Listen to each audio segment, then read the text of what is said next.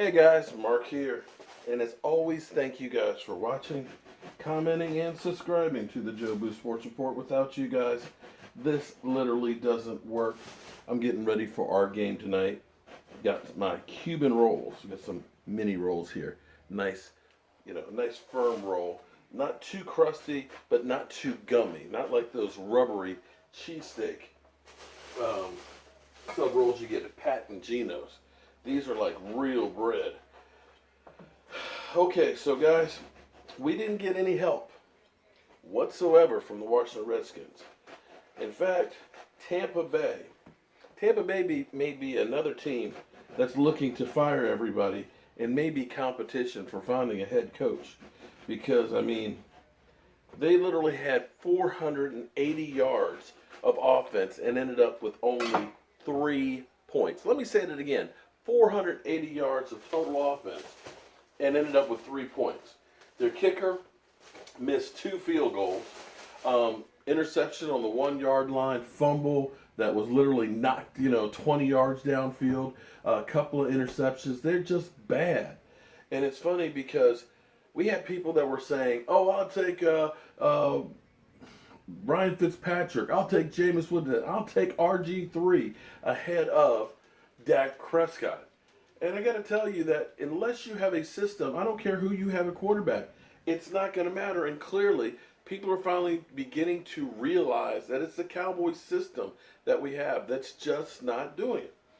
So we all know Scott Linehan is on the hot seat, and I guess if tonight the Cowboys offense looks inept after giving up a number one for Amari Cooper, you may see Scott Linehan let go tomorrow.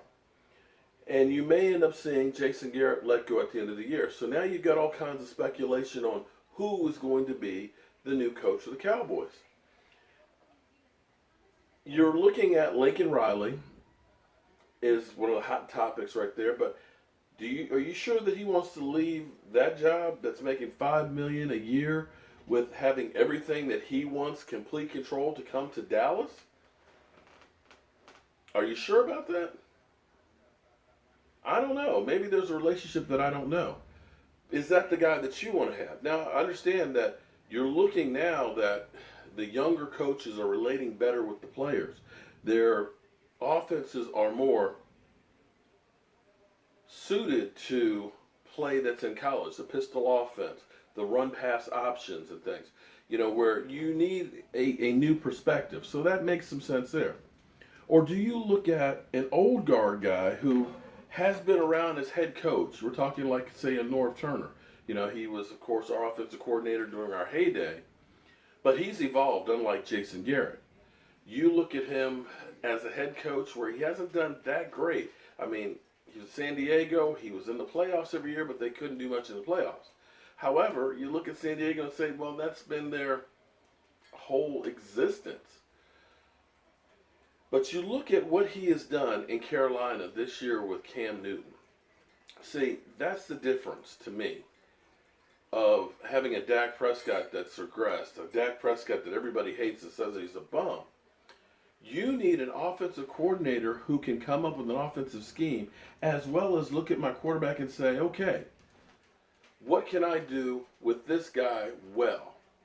Make no mistake, you're talking about Norv Turner, who likes a pocket quarterback. He had Troy Aikman. He had, San Diego. God, I'm having a brain fart here. But he's used to dealing with pocket quarterbacks.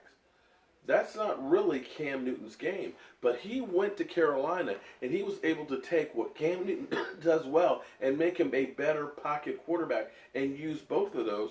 And right now, his numbers are really good in comparison to some of his other years. Now, I know he was MVP, but the team was also 15-1. And a lot of that was done with his legs as well as his arm. And he had a healthy team. But now you're seeing, because he is getting older, you need to be able to be a more pocket quarterback. You can't keep running and taking those hits. And he has taken a lot of abuse. And that is where he's going to evolve his game.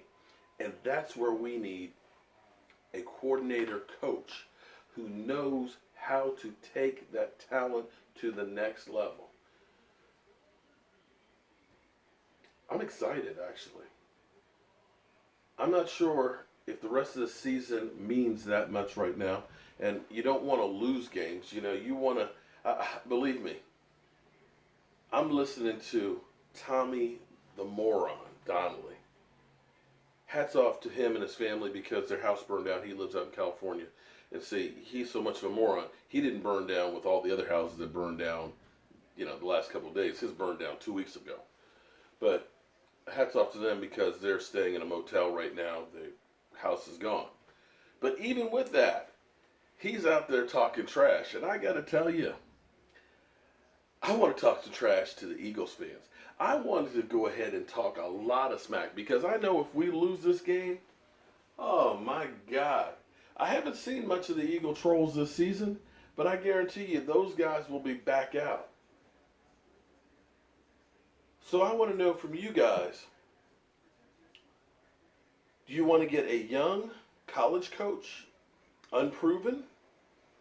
Or do you want an old guard coach, a retread, a Norv Turner? It's going to be interesting. It's going to be exciting. It's going to be a lot to talk about. And you see this? For you Eagles out there, we got some jalapeno peppers. We got onions. We got red peppers. We got green peppers. We got mushrooms. We're going to put some butter in this big-ass pan here. We're going to cook those down. And then we're going to go ahead and put that steak. Oh, let's take a look at that steak. Oh, man.